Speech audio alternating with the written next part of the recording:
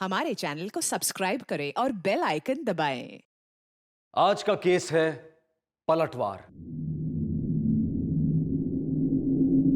फैसला ले लिया गया था, साजिश की चिंगारी सुलगा दी गई थी। शिकार की हर चाल पर शिकारी की आंखें घात लगाए बैठी थी। एक जुर्म होने को था।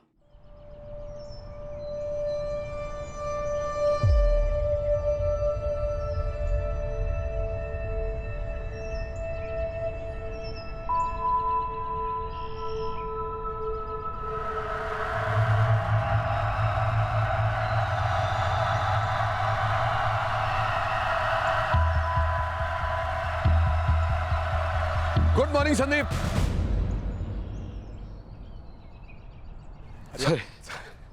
Sorry sorry sorry sorry. Good morning Laxman. Good morning Jaydeep. क्या यार आज फिर से लेट, पूरे 5 मिनट लेट हो तुम लोग। मेरी गलती नहीं है भाई। अरे यार मेरी गलती है, कल रात में लेट सोया था। कोई बात नहीं यार, अब 5 मिनट ही लेट हुए हैं। 5 मिनट में कौन सी दुनिया इधर की उधर हो गई। लक्ष्मण, अरे 5 मिनट क्या, 5 सेकंड में मौत जिंदगी को चुरा सकती है। संदीप फिलोसफर हो गया है, बड़े बड़े डायलॉग्स मार रहा है।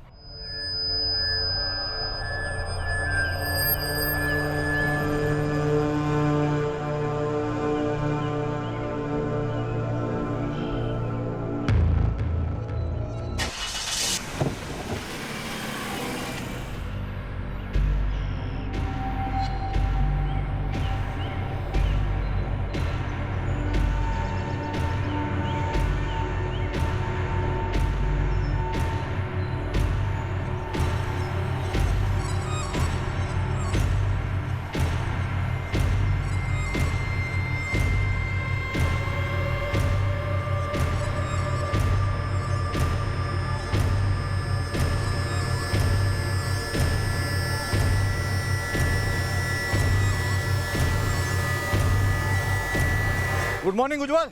मॉर्निंग। 3 तिगाड़ा आज फिर लेट ना। सही है यार तुम्हारा। अरे भाई उज्जवल, हम तो वक्त के वफादार हैं, बेवफाई तो इन दोनों ने की है। भाई मेरी कोई गलती नहीं है, पर मेरे को गारंटी है ये बिल मेरे पे पड़ेगा। अरे नारायण, 4 चाय गर्मा गर्म। हाँ उज्जवल भाई।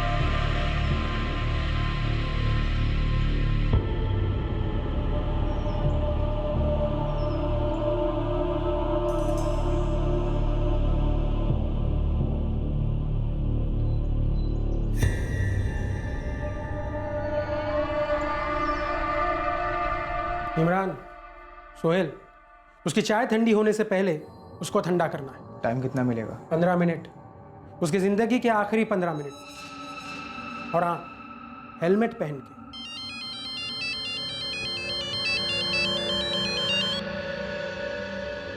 भाई जी, शिकारी तैयार है, बस शिकार का गुड न्यूज़ सुनना बाकी है। गुड न्यूज कब दे रहे हो पवन? कल डन कर देंगे। परसों के अखबारों की हेडलाइंस चीखनी चाहिए पवन। बिल्कुल चीखेंगे जी, अखबार, न्यूज़, इंटरनेट सब पे यही खबर चीखेंगी। और एक बात पवन, गोलियां चाहे जितनी भी बरसाओ, एक गोली सीने के आर पार होनी चाहिए। ऐसा ही होगा भाई जी। भाई जी का हुक्म है कि गोलियां कहीं भी चलाओ, कितनी भी चलाओ, पर एक गोली सीना पार करनी चाहिए। गोली सीना पार करेगी साहब, पार करेगी। लगता है दिल का मामला है।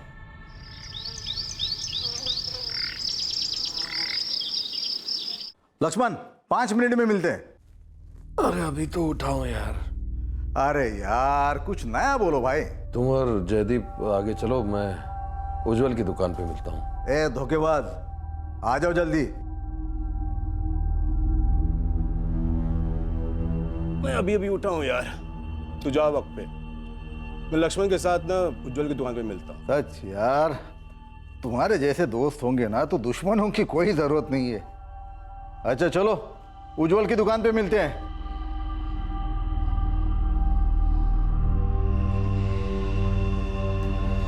उतर गया वॉकिंग शॉकिंग का भूत। चढ़ा दूं चाय? कोई आए या ना आए मैं तो जाऊंगा और चाय उज्जवल की दुकान पर ही पीऊंगा। अब चलूं? शिकारियों के आका की एक खास मांग थी, एक गोली सीना छलनी कर दे, दिल के चिथड़े उड़ा दे। शिकार की जगह और समय पर मौत की मोहर लगा दी गई थी। अब सवाल यह था कि आखिरकार शिकार था कौन?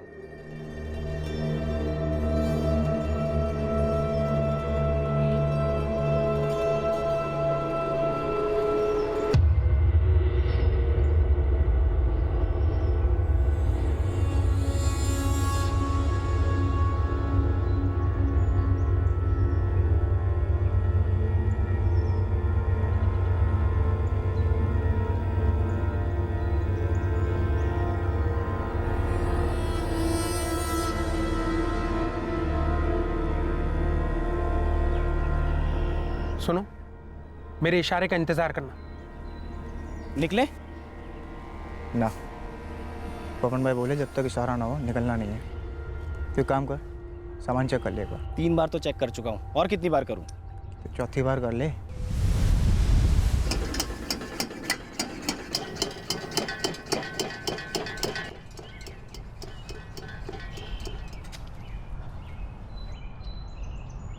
गुड मॉर्निंग उज्जवल।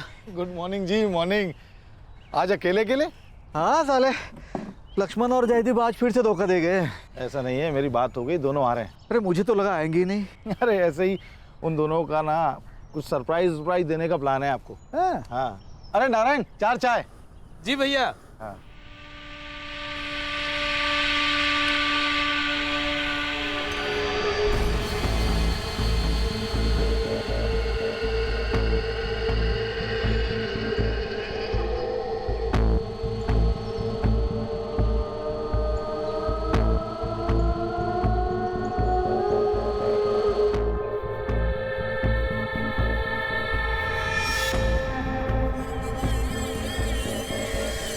लो आ गए।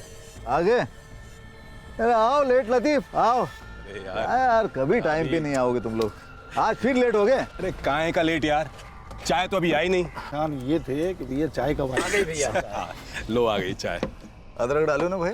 उंगली घुमाए हो। हाँ चीयर्स करवाते हैं आज। निकलो।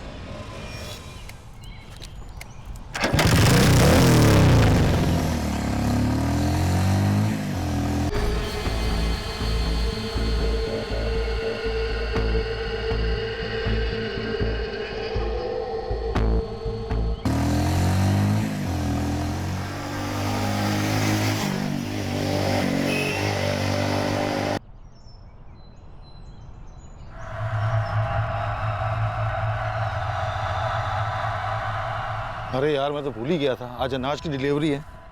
फोन करता हूँ, टेम्पो निकाला कि नहीं वहां से। एक तो नेटवर्क नहीं मिलता यार यहाँ।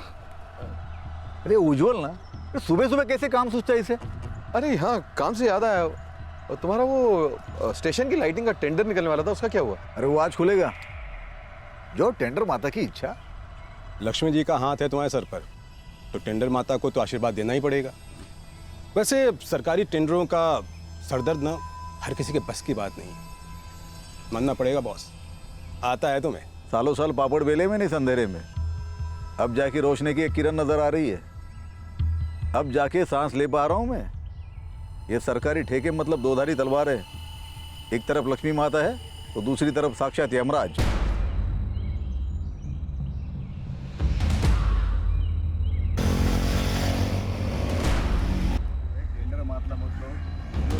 लक्ष्मी माता दबा के छाप रहा है ये। अरे अरे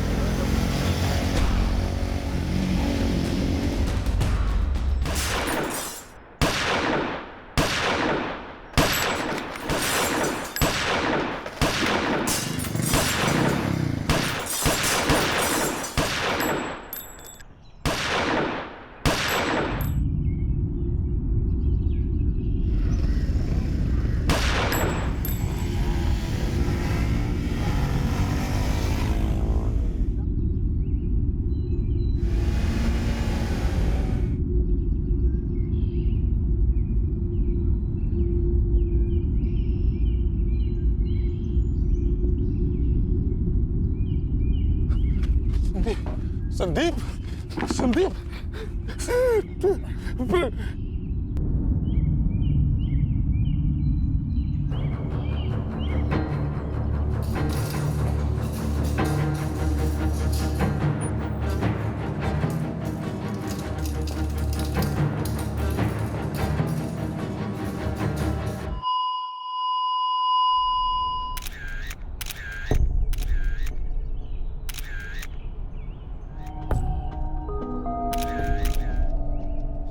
साहब, पहले तो समझ में नहीं आया कि हो क्या रहा, फिर अचानक गोलियों की आवाज सुनाई दी। हम तो डर के मारे अपने ठेले के नीचे बैठ गए।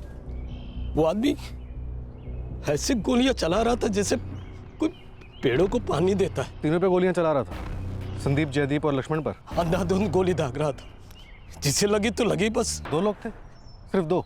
हाँ साहब, मोटरसाइकिल पे आए थे और हेलमेट पहन रखी थी। बाइक का नंबर? मौत मिस कॉल दे गई तो बाइक का नंबर कौन देखता।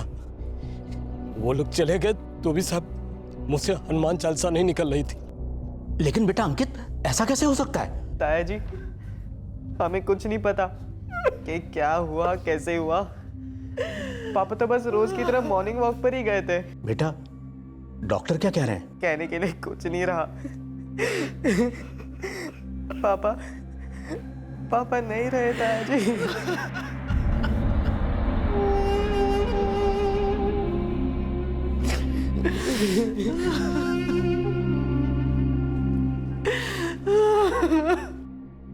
जब संदीप राठौर को एडमिट किया गया था तब उसकी मौत हो चुकी थी। मैंने खुद उसकी बॉडी से 5 गोलियां निकाली हैं। और बाकी दोनों, जयदीप कोठारी और लक्ष्मण सकलानी? दोनों को 1-1 गोली लगी थी और गोली निकाल ली गई, लेकिन दोनों अभी बात करने की स्थिति में नहीं।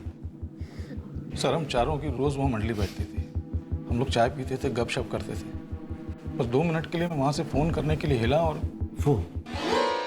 इतनी सुबह सुबह किसे फ़ोन करना था? मेरा अनाज की डिलीवरी आने वाली थी सर। डिलीवरी वाले से ऐसी क्या बात करनी थी जो इनसे इतनी दूर जाकर करनी पड़ी? और वहाँ नेटवर्क नहीं आ रहा था तो मैं बगल में चला गया था, मुझे कुछ एक्स्ट्रा सामान मंगवाना था सर। फिर मैं उससे बात करने लगा और इस बीच में सब कुछ हो गया सर। अरे कल नहीं यार, आज, अभी निकालो टेम्पो वहाँ से यार। जब तक गोलियां चल रही थी सर, डर के मारे मैं वहाँ से हिला तक नहीं। इतनी सारी गोलियां बरसाई गई, क्या किलर ने इस बीच में गन रिलोड की थी? नहीं सर, लगातार गोलियां चल रही थी सर। वो लोग बाइक से जब वापस चले गए तब मैं वहाँ पहुँचा। लक्ष्मण और जयदीप तो घायल हो गए थे सर, लेकिन संदीप सर ढेर सा हो गया था। ढेर सा? उज्जवल जी, संदीप उस वक्त जिंदा था या मर चुका था? सर बेहोश तो था, लेकिन जिंदा था कि नहीं ये नहीं कह सकता सर। उसके बाद हम लोगों ने एम्बुलेंस को फ़ोन किया, आपको फ़ोन किया और सर यहाँ लेके आए। डॉक्टर ने बताया कि एडमिट होने से पहले ही मेरा दोस्त मर चुका था सर। दोस्त? मतलब ये तीनों, संदीप राठौर, जयदीप कोठारी, लक्ष्मण सकलानी, आपके दोस्त थे? सर मैं तो इतनी सुबह दुकान ही इनके लिए खोलता था सर। हम लोग गपशप करते थे, दिन की शुरुआत हम लोग एक साथ करते थे सर। बगल में नारायण की चाय की दुकान है सर, वहाँ से चाय आती थी, चाय पीते थे, बातचीत करते थे, फिर वो लोग वापस चले जाते थे सर। बेटा संदीप का? हाँ सर, अंकित। और वो संदीप की पत्नी रश्मि भाभी, कुसुम भाभी, जयदीप की पत्नी बीना भाभी, लक्ष्मण की पत्नी सर।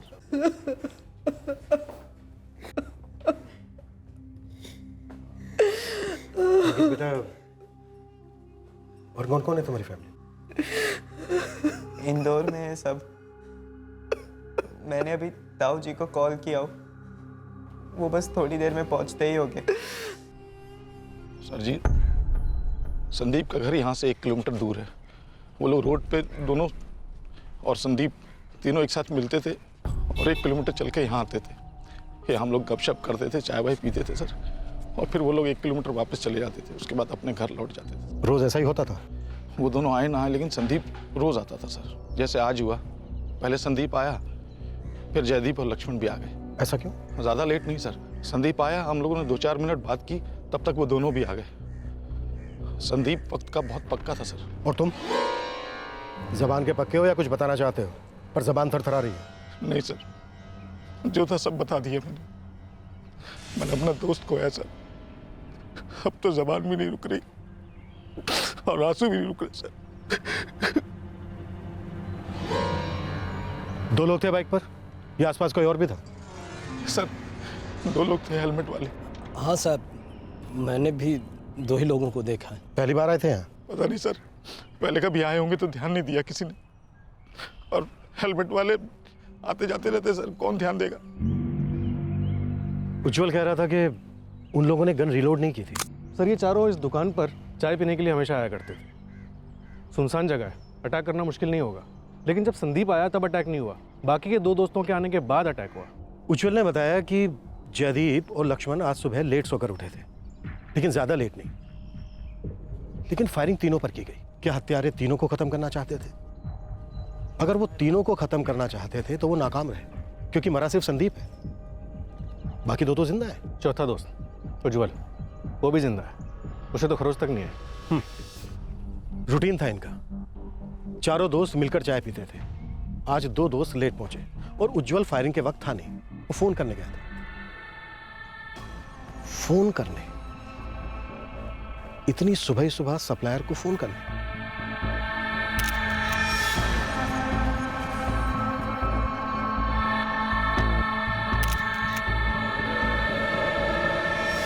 बरसाई गई गोलियों पर किन किन के नाम थे? क्या शिकार संदीप राठौर था जो मारा गया था? क्या शिकार उसके दोस्त लक्ष्मण सकलानी या जयदीप कोठारी थे जो इस शूटआउट में बुरी तरह से घायल हुए थे लेकिन अब खतरे से बाहर थे? या फिर निशाना था चौथा दोस्त उज्जवल जो ऐन मौके पर वहां से चला गया था? क्या था इस शूटआउट का मकसद?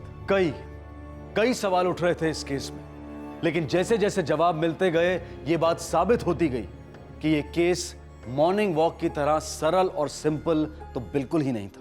ये अपने दोस्तों की तरह बचकर भाग नहीं पाए। सबसे ज्यादा गोलियां इन्हीं को लगी।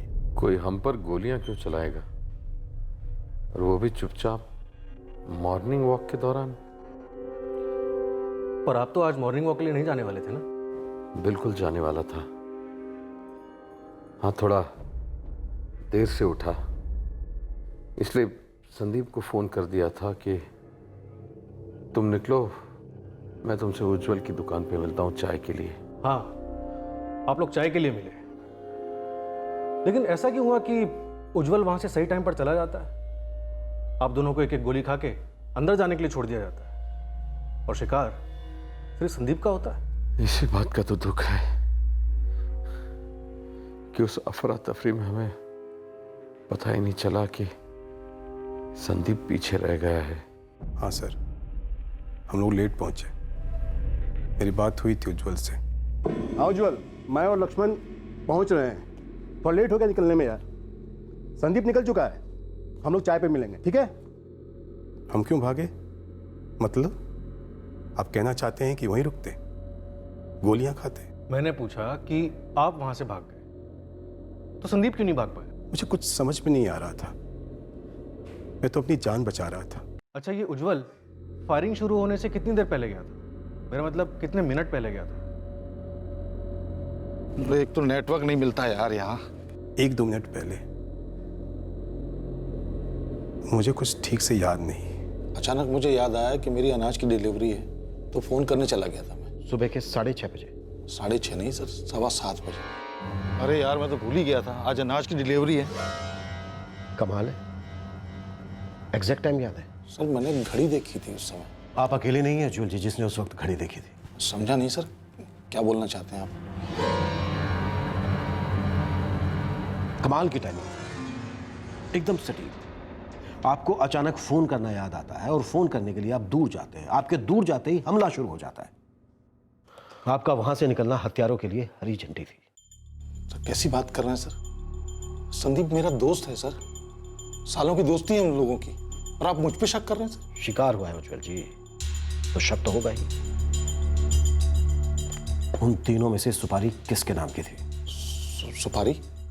सुपारी पर मैं क्या जानूं सर, मैं तो दुकान चलाता हूँ सर। किस्मत मुझे अगर वहां से नहीं ले गई होती तो 2-4 गोली मैंने भी खाई होती। और आप? खाई होती, पर खाई नहीं। उस हमले में आपके 2 दोस्त जयदीप और लक्ष्मण घायल हो जाते हैं, मरते मरते बचते हैं, और तीसरे दोस्त संदीप को गोलियों से भून दिया जाता है, लेकिन आपको एक खरोंच तक नहीं आती। या तो आपकी किस्मत बहुत तगड़ी थी या फिर साजिश। कैसी बात कर रहे हैं सर आप? मैं तो पहले से परेशान हूं उसकी मौत को लेकर, और आप मुझे खूनी साबित करने पे तुले।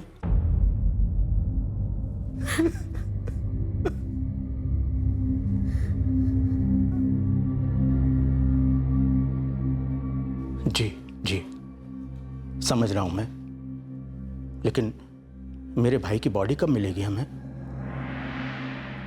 अच्छा, नीता, मुझे पुलिस स्टेशन बुलाया गया है। संदीप की बॉडी हमें कल मिलेगी। तुम रश्मि का ख्याल रखना। मैं भी चलूं पापा? नहीं बेटा, तू अंकित के पास रुक।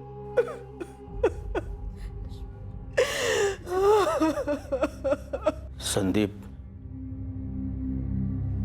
इलेक्ट्रिक फिटिंग्स बनाता था, फैक्ट्री थी उसकी, मतलब है उसकी फैक्ट्री। संदीप की बिजनेस में किसी के साथ दुश्मनी? कभी जिक्र नहीं किया उसने।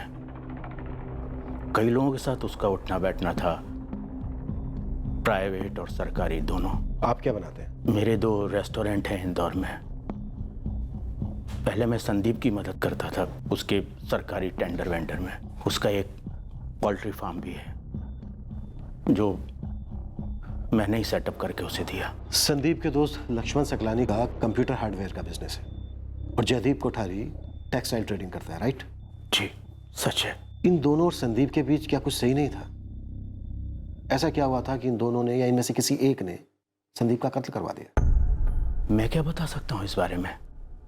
मतलब वो दोस्त थे, गहरे दोस्त सालों से। क्या संदीप इन्हें मरवाना चाहता था? मेरा भाई मारा गया है और आप उसी पर इल्जाम लगा रहे हैं? ओम प्रकाश जी, हम सिर्फ टटोल रहे हैं। भाई तो मेरा मारा गया है सर।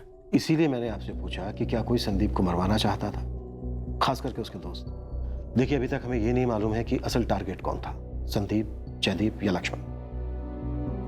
मैं नहीं जानता। संदीप की किसी के साथ तो दुश्मनी हुई होगी। दुश्मनी तो बहुत बड़ा शब्द है सर। हर धंधे में कंपटीशन होता है, लेकिन कोई ऐसे खून नहीं करता। ज्यादातर केसेस में खून कोई अपना ही करवाता है ओम प्रकाश जी। वैसे तरक्की के हिसाब से देखा जाए तो संदीप आपसे बड़ा था। क्या मतलब? मतलब ये ओम प्रकाश जी, कहीं ऐसा तो नहीं है कि बड़े भाई को छोटे भाई का बड़ा होना देखा नहीं गया। आप हद पार कर रहे हैं सर। हत्यारे हद पार कर चुके हैं ओम प्रकाश जी। आपको लगता है कि मैं अपने ही भाई का हत्यारा हूं? ऐसा पहली बार नहीं है ओम प्रकाश जी जब हम किसी भाई पर शक कर रहे हैं। ये सच है कि खून पानी से गाढ़ा होता है, लेकिन ये भी उतना ही सच है कि जलन और लालच खून से भी गाढ़े होते हैं। हमारे माँ बाप बचपन में गुजर गए थे। हम एक दूसरे का सहारा बनकर बड़े हुए, और आज वो मेरे पास नहीं है। कितनी दूर निकल गया। उसे दूर भेजने वालों को हम ऐसे निकलने नहीं देंगे। जितना दूर जाना है, गहराई में जाना है, हम जाएंगे। और जब तक कत्ल का असली कारण पता नहीं चल जाता, हमारी शक की गोलियां सब पर बरसती रहेंगी।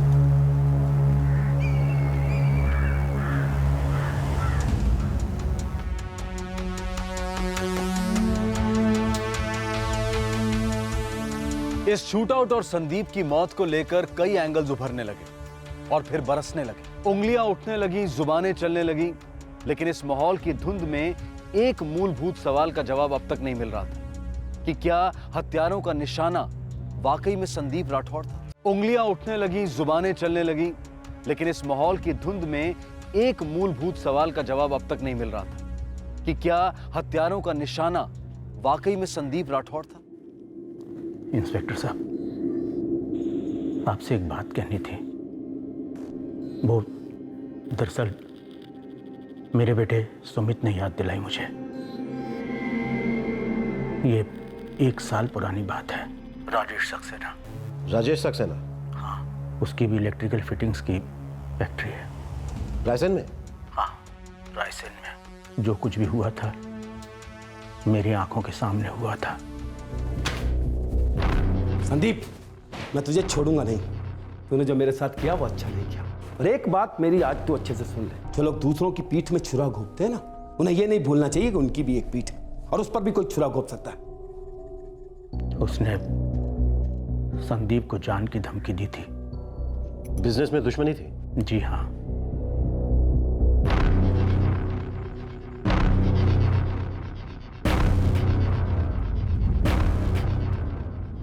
मुझे अभी भी डाउट है जयदीप, लक्ष्मण और उज्जवल को लेकर। सर, चारों के फोन रिकॉर्ड्स मंगवाए और लोकेशन ट्रैकिंग रिकॉर्ड्स भी। एक एक कॉल, एक एक लोकेशन स्कैन करो। संदीप राठौड़ को अगर उस वक्त मार दिया गया होता जब वो अकेला था तो हथियारों को ढूंढना इतना मुश्किल नहीं होता। ये लोग लेट पहुंचे पर पहुंचे, और उज्जवल बहुत ही चालाकी से वहां से निकल गया। शूटर्स ने गलती से शायद इन दोनों को घायल कर दिया होगा। इन्हें शायद पहले से मालूम था कि अटैक होने वाला है। पॉसिबल है सर। वैसे आज मैं शशिकांत गौर से मिलने जा रहा हूँ। ये संदीप राठौड़ का काम मैनेज करता था, पोल्ट्री फार्म और इलेक्ट्रिकल यूनिट दोनों जगह। डिटेल ग्रिलिंग करो नवीन, पता तो चले कि इलेक्ट्रिकल फिटिंग्स में कहां शॉर्ट सर्किट हो रहा है और पोल्ट्री फार्म के अंडों में कौन से राज चुके हैं।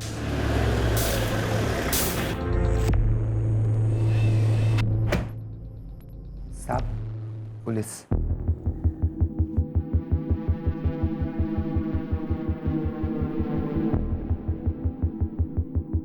संदीप राठौड़ की मौत से बहुत खुश हुए होंगे आप। मैं खुश क्यों होने लगा इंस्पेक्टर? मैं तो वो न्यूज़ पढ़कर बुरी तरह से चौंक गया था। चौंक गए थे? वो भी बुरी तरह से? लग तो नहीं रहा है। आपने तो खुद उसे जान से मारने की धमकी दी थी। सुना है धंधे में कच्चे पर जबान के बड़े पक्के हैं।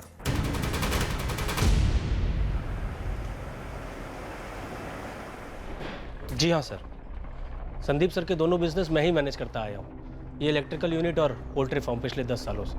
राजेश सक्सेना कौन है? राजेश सक्सेना का भी इलेक्ट्रिकल फिटिंग्स का बिजनेस है सर। तुम्हारे संदीप सर ने राजेश सक्सेना से ऐसी कौन सी दुश्मनी पाल रखी थी जिसकी वजह से उसने जान से मारने की धमकी दी, या फिर धमकी पूरी कर दी? सर, राजेश सक्सेना ने संदीप सर को धमकी जरूर दी थी, लेकिन धमकी देने वाला वो अकेला शख्स नहीं था। और कौन था?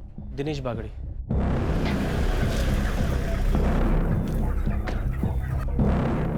संदीप, वो होटल मेरा क्लाइंट था। हाँ, तो मैंने कब मना किया? वो होटल तुम्हारा क्लाइंट था, अब वो मेरा क्लाइंट है। वर्तमान को मान लो बागरी। अरे भाड़ में गया तेरा मान और वर्तमान। ये कोई तरीका होता है बिजनेस करने का? किसी दूसरे के क्लाइंट को छीनना, उनके कॉन्ट्रैक्ट को इस तरह हड़पना। प्यार और जंग में सब कुछ जायज होता है। और धंधा धंधा तो प्यार और जंग से बढ़कर है ना। साले चीटिंग की है तूने, और चीटिंग जायज नहीं होती। अरे काय की चीटिंग? तूने तेरी कोटेशन दी, मैंने मेरी कोटेशन दी, कॉन्ट्रैक्ट मुझे मिल गया, बात खत्म। गलत, तूने अंडर कटिंग की है, मुझसे छीना ये कॉन्ट्रैक्ट। लेकिन एक बात याद रखना, जो दूसरा का पत्ता काटता है ना, वो खुद बहुत जल्दी कटता है। सर, उसके बाद मैंने संदीप सर को बोला भी था, आगाह किया था। जाते आते बागरी जान की धमकी दे गया। मैं समझ गया, लेकिन अब करे तो क्या करे? धंधा है। धंधे में ऊपर चढ़ने के लिए दूसरे को नीचे गिराना ठीक नहीं होता। लोगों की दुआएं मिले ना मिले, धमकियां नहीं मिलनी चाहिए सर। संदीप सर खुद काफी परेशान रहा करते थे इस सब को लेकर। और कितनी दुश्मनियां पाल रखी थी तुम लोगों ने? सर, ये दुश्मनी तो दिख गई, तब मैंने संदीप सर को ही बताया था और आज आपको ही बता रहा हूँ। लेकिन जरूरी नहीं है कि हर दुश्मनी दिख जाए। चोरी छुपे पता नहीं कौन सी दुश्मनी बुलबुला रही थी। राजेश सक्सेना की या दिनेश बागड़ी की? किसकी दुश्मनी के बुलबुलों में ज्यादा जहर था गौड़? दुश्मनी तो थी, लेकिन किसी जमाने में वो मेरा बहुत अच्छा दोस्त भी था। कितने साल पहले की बात है ये? करीब 2 साल पहले वो मेरे पास मदद मांगने आया था। उसकी यूनिट बंद पड़ गई थी। यार राजेश, मुझे फिर से शुरू करना है। जब मेरी पोल्ट्री फार्म चल पड़ी तो इलेक्ट्रिक पर से मेरा ध्यान हट गया और देखते देखते यूनिट बंद करनी पड़ी। देख संदीप, सीधी बात करूंगा, मेरा बिजनेस बहुत जबरदस्त चल रहा है और मुझे किसी पार्टनर की कोई जरूरत नहीं है यार। मैं कहाँ 50% मांग रहा हूँ, मुझे 10 ही दे देना। यार मैं सच कह रहा हूँ, मुझे कोई जरूरत नहीं है। राजेश, मुझे तेरी जरूरत है। अरे मेरा सालों का तजुर्बा है, मैं नए क्लाइंट्स खड़े कर सकता हूँ, पर तेरा कुछ होगा तो फायदा ही होगा। और मेरी सेकंड इनिंग शुरू हो जाएगी। मना मत कर यार, मैं खूब मेहनत करूंगा सच में। चल ठीक है, तू भी क्या याद रखेगा, तो हम करते हैं साथ में काम। चल। और मेरी मदद से उसकी बंद पड़ी हुई यूनिट फिर से शुरू हो गई। अच्छी चलने लगी? चलने क्या लगी साहब, दौड़ने लगी थी। फिर फिर वही हुआ जिसका मुझे डर था। उसने अपना असली रंग दिखा दिया। यार राजेश, एक बात करनी थी, समझ में नहीं आ रहा कैसे शुरुआत करूं। सीधी बात बोल संदीप, वक्त तो बचता है। राजेश, मुझे अलग होना है। मतलब गलत मत समझना यार। देख, अपनी पार्टनरशिप अच्छी थी, सबसे ज़्यादा फायदा मेरा हुआ है यार, दूसरी ज़िंदगी मिली मुझे। लेकिन ये सारी बातें अपनी जगह, अब मैं अलग होना चाहता हूँ पहले जैसे। चल ठीक है यार संदीप, अब तू अलग होना चाहता है तो तेरी मर्जी। मेरी बेस्ट विशेष तेरे साथ है। थैंक यू यार। सिर्फ इसी वजह से आपने संदीप को जान से मारने की धमकी दी थी? संदीप के बड़े भाई ओम प्रकाश उस वक्त वहां पर मौजूद थे जब आपने जान से मारने की बात कही थी। गुस्से में हम क्या क्या नहीं बोल जाते। बिल्कुल सही बात है, लेकिन गुस्से में हम क्या क्या नहीं कर जाते। देखिए इंस्पेक्टर साहब, वो मेरे साथ गलत कर रहा था, मेरे क्लाइंट छीन रहा था, अंडर कोटिंग कर रहा था। इंस्पेक्टर साहब, आप संदीप को नहीं जानते, वो एक घटिया और चीप इंसान था। जिस दिन वो मेरे पास मदद मांगने आया, उस दिन गिड़गिड़ा रहा था मेरे सामने बैठकर। मैंने सोचा चलो मेरा दोस्त है, इस नाते मैंने उसकी मदद कर दी, पर उसने क्या किया, मेरी पीठ में छुरा घोंप दिया। भाई, पीठ पीछे का क्या मतलब है? तुम अच्छे से जानते हो कि अपना धंधा जो है कॉन्ट्रैक्ट पे चलता है। मैंने भरा, मुझे मिला। 20 साल पुराना कस्टमर था वो मेरा। जब से उसने होटल स्टार्ट किया उसको मैं माल सप्लाई करता हूँ, क्योंकि तुझे मेरा प्राइस पता था, इसलिए तूने 25% कम कोट किया। सही बात है ये? क्या गलत है इसमें? क्लाइंट ने मुझे पूछा कि मैं कितना नीचे आ सकता हूँ, मैंने मुनाफा छोड़ दिया, कॉस्ट प्राइस कोट किया, कॉन्ट्रैक्ट मुझे मिला।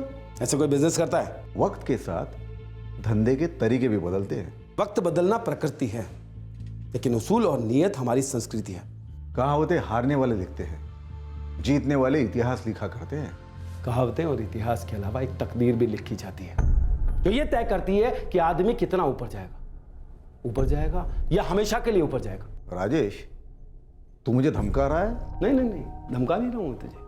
मैं तुझे हकीकत बयान कर रहा हूं कि जो अपने मददगार की पीठ में छुरा घोंपता है ना, उसे ये नहीं भूलना चाहिए कि उसके लिए भी कोई छुरा लेकर खड़ा है। बेवकूफ होते वो लोग, नौ सीखिए, जो अपनी पीठ और जुबान दोनों को खुला छोड़ते हैं। और मूर्ख होते हैं वो लोग जो अपने दोस्त को अपना दुश्मन बना लेते हैं और उसके खून को पानी समझ लेते हैं। क्या खून है, क्या पानी? ये तो वक्त ही बताएगा। वक्त बताएगा नहीं, वक्त बहाएगा। और संदीप, तेरा खून बहेगा, और उस दिन वक्त की लगाम मेरे हाथ में होगी, और घोड़ा भी। मेरी बात याद रखना तू।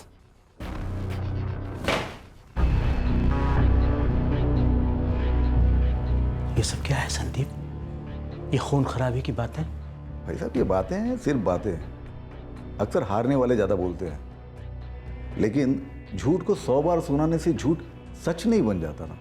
अपने धंधे में सच तो यह है कि धंधा जिसने लाया, धंधा उसका हो गया। भाई साहब, मैंने बिजनेस लाया, उसने बिजनेस खो दिया। इस बात को ये बुद्धू समझ नहीं पा रहा है, खामखा दिल पे ले रहा है और सीधे उसके दिल में गोली दाग दी। ये नहीं इंस्पेक्टर साहब, किसी के खून में रोटी डुबोकर खाना मेरे खून में नहीं है। तो फिर संदीप का खून क्यों बहाया राजेश? देखिए इंस्पेक्टर साहब, मैंने उसे नहीं मारा। मैं गुस्से में उसके ऑफिस जरूर गया था, मैंने उसे धमकी भी दी, लेकिन वो गुस्सा मैं उसी की दहलीज पर थूक कर आ गया था। लेकिन एक बात मैं अच्छी तरह से जानता था कि कोई ना कोई एक ना एक दिन ये कांड जरूर कर बैठेगा। और ये कोई ना कोई है कौन? ये मैं कैसे बता सकता हूँ आपको? सच कहूँ, हमारे कुछ सुनते भी नहीं बागरी। देखिए, आप ही तो धमकी दे रहे हैं, हम सब देते हैं। मैंने भी दी थी धमकी संदीप राठौड़ को, लेकिन मैंने ना उसे मारा है और ना ही मरवाया है। अंडर कटिंग कर करके बिजनेस करता था वो अपनी मौत को खुद न्योता दे रहा था। लेकिन सॉरी, मैं वो आदमी नहीं था जो मौत का पैगाम लेके आया। लेकिन सच कहूँ सर, मुझे उसकी मौत पर रत्ती भर भी खेद नहीं। पक्का और कुछ नहीं कहना है तुम्हें? सोच लो, हम तुम्हारा दरवाजा दोबारा खटखटाएंगे। अब गलत दरवाज़ा खटखटा रहे हैं इंस्पेक्टर। मैं लाशों पर सौदे नहीं करता।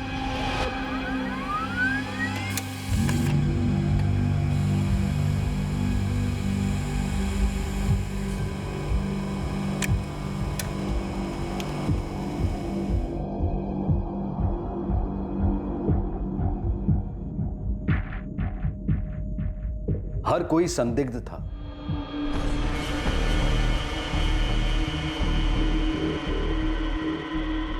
लेकिन इतने सस्पेक्ट्स होने के बावजूद पुलिस को किसी की ठोस इन्वॉल्वमेंट नजर नहीं आ रही थी। संदिग्धों की बारिश हो रही थी, पर सुरागों का अकाल था। सर, संदीप के तीनों दोस्तों के फोन रिकॉर्ड्स एकदम क्लीन है। और वो हेलमेट पहने हमलावर, उनका कुछ पता चला? सर, दोनों किराए के हथियारे लगते हैं। जिस हिसाब से शूट आउट हुआ है उससे तो मुझे यही लगता है कि कॉन्ट्रैक्ट किलर का इस्तेमाल करने वाला मास्टरमाइंड बहुत ही चालाकी से अपना गेम खेल गया। उसने प्लानिंग किसी और से करवाई, इंतजाम किसी और से करवाया और अंजाम किसी और ने दिया। इतनी अच्छी प्लानिंग कि कोई भी कड़ी जुड़ ना पाए। सर, हमारी सबसे खास खबरी पिछले 4 दिनों से लगे पड़े। अगर कोई कमजोर कड़ी होगी तो जरूर मिल जाएगी। इन बातों से एक चीज तो सामने उभर कर आई है कि जिन 2 लोगों ने संदीप को जान से मारने की धमकी दी थी वो इसलिए दी थी क्योंकि संदीप अंडर कटिंग का मास्टर बन गया था। कोई और भी हो सकता है जिसने संदीप को जान से मारने की धमकी दी, जो उसके आसपास के लोगों को पता ना हो सकता है सर। इसके मैनेजर शशिकांत गौड़ ने इस बारे में जिक्र किया था। जरूरी नहीं है कि हर दुश्मनी दिख जाए। चोरी छुपे पता नहीं कौन सी दुश्मनी बुलबुला रही थी। नवीन, एक काम करो, शहर में जितने भी इलेक्ट्रिक यूनिट्स, पोल्ट्री फार्म है, खास करके छोटे, सबको स्कैन करो। कोई ना कोई ऐसा जरूर होगा जो संदीप के अंडर कटिंग की वजह से कुचला गया होगा, पूरी तरह से बर्बाद हो गया हो। Right sir. अब एक बात तो क्लियर है, निशाना संदीप ही था। लगता तो ऐसा ही कुछ है, पर नवीन ऐसा भी लगता है कि शिकारी का शिकार हुआ है, पलटवार हुआ है। मैं आता रहूंगा रश्मि। और बेटा अंकित, जब भी किसी भी चीज की जरूरत हो तो फोन कर देना, हम आ जाएंगे।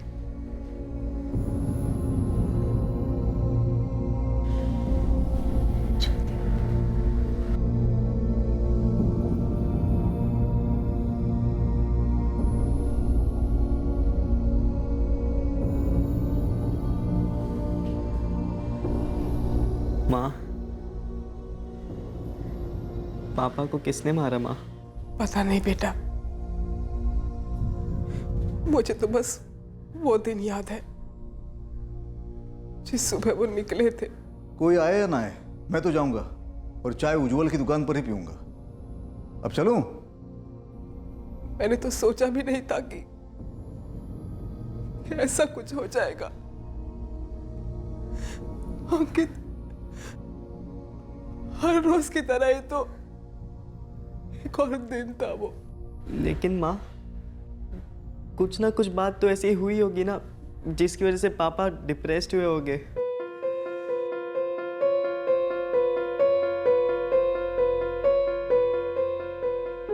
क्या बात है, कोई परेशानी है? खाना भी ठीक से नहीं खाया? हाँ, कुछ सोच रहा हूँ। किस बारे में? एक ही, इतना सब कुछ हासिल कर लिया, इतनी मेहनत कर रहा हूँ, पर इतना टेंशन भी तो है। रश्मि, ये टेंशन जीने का मजा छीन रही है। हर वक्त, हर पल एक हल्का सा सरदर्द रहता कि कहीं कोई कुछ कर न दे। मैं तो पहले से ही कहती आ रही हूँ, ये बिजनेस के झगड़े बंद कर दीजिए। जितना है बहुत है, हम बड़ी खुशी से रह सकते हैं इसमें जिंदगी भर।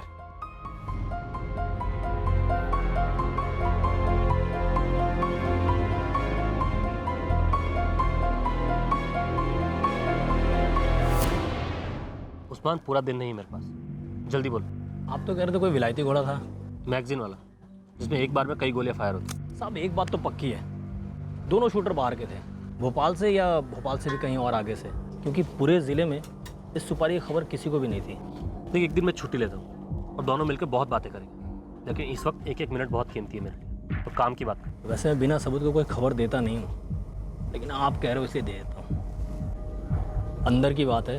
अंदर मतलब? घर के अंदर, फैमिली।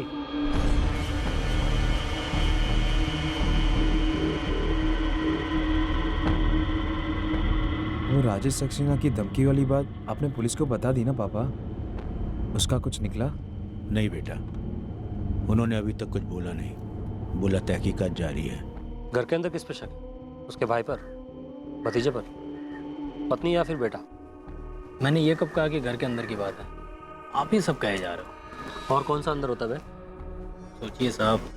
देख बे, 2 लाफे लगाऊंगा और जितना भी तेरा ये खबरी नेटवर्क का पैसा आता है ना, सारा बंद करवा के अंदर डाल दूंगा, समझा? अंदर वाला अंदर साहब, अंदर मतलब जेल के अंदर की बात। Indore central jail. क्या सुना वहाँ? इसका नाम उछला? एक नहीं, दो नाम उछले हैं। एक कोई सुजीत पुरी है और दूसरा कोई आशीष सबरवाल।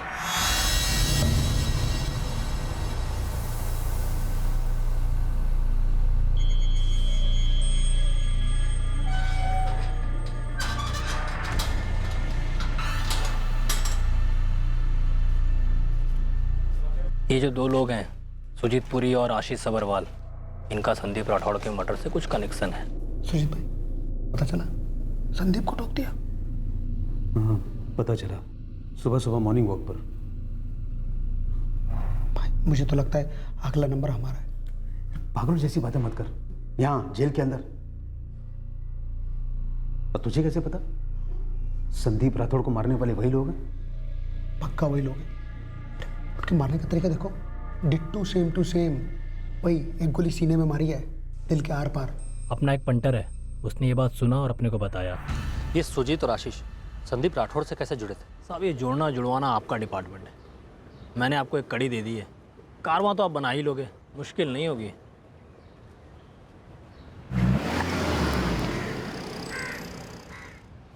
बेटा, तुम्हारा इशारा ललित राजावत की तरफ तो नहीं?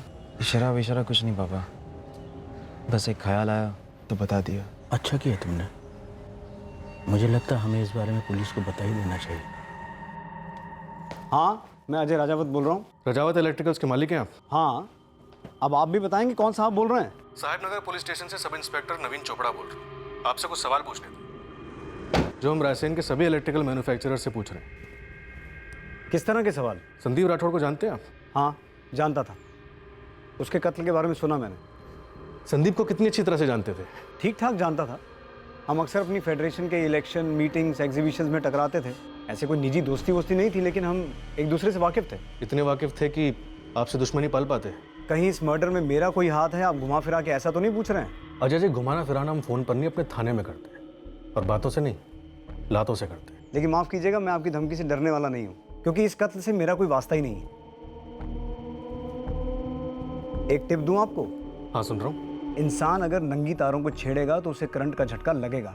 ये हमारी इलेक्ट्रिकल इंडस्ट्री का नहीं, कुदरत का नियम है। जैसी करनी वैसी भरनी। संदीप राठौर नंगी तारों को छेड़ रहा था।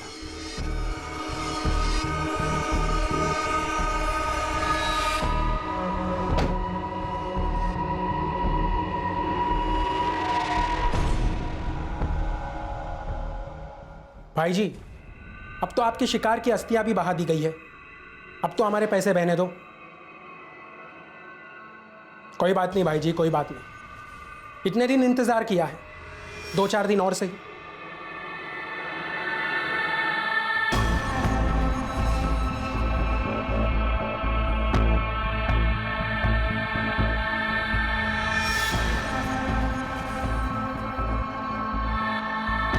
हेलो, साहिब नगर पुलिस स्टेशन। मुझे इंस्पेक्टर सूरज राजपूत से बात करनी है। हर बात ये इशारा कर रही थी कि इस अटैक का निशाना संदीप राठौड़ ही था, और इन्वेस्टिगेशन सामने लेकर आई संदीप की बिजनेस में दुश्मनियां जो जान की धमकियों में तब्दील हुई थी। संदीप के तौर तरीकों और सोच पर सवालिया निशान लग रहा था, लेकिन क्या संदीप ही इन शिकारियों का असली शिकार था? अगर जैसी करनी वैसी भरनी वाकई में कुदरत का नियम है, तो उस हिसाब से संदीप राठौड़ के इस हत्याकांड के मास्टरमाइंड का पर्दाफाश होना भी कुदरती नियम होना चाहिए। पर क्या ऐसा था? इंदौर जेल में सजा काट रहे 2 कैदियों के बीच की बातचीत लीक हुई थी। आशीष सबरवाल और सुजीत पुरी का संदीप राठौड़ के मर्डर से क्या कनेक्शन था? ओम प्रकाश के बेटे सुमित ने ललित राजावत का नाम क्यों लिया था? इस कहानी में कई उलझे हुए सुराग सामने आए। इस केस के चेसबोर्ड पर हर तरह के मोहरे, छुपी हुई चालें चल रहे थे, लेकिन इन सबको लगाम देकर इस कहानी के अतीत में जाना पड़ा, उस शुरुआत की खोज में जहां इस हत्याकांड के बीज बोए गए थे। आपसे फिर मुलाकात होगी, तब तक सुरक्षित रहें और देखते रहें क्राइम पेट्रोल सतर्क। सबक एक को, सीख हम सबको। जय Hind. For more updates, subscribe to our channel, click the show links and enjoy watching the videos.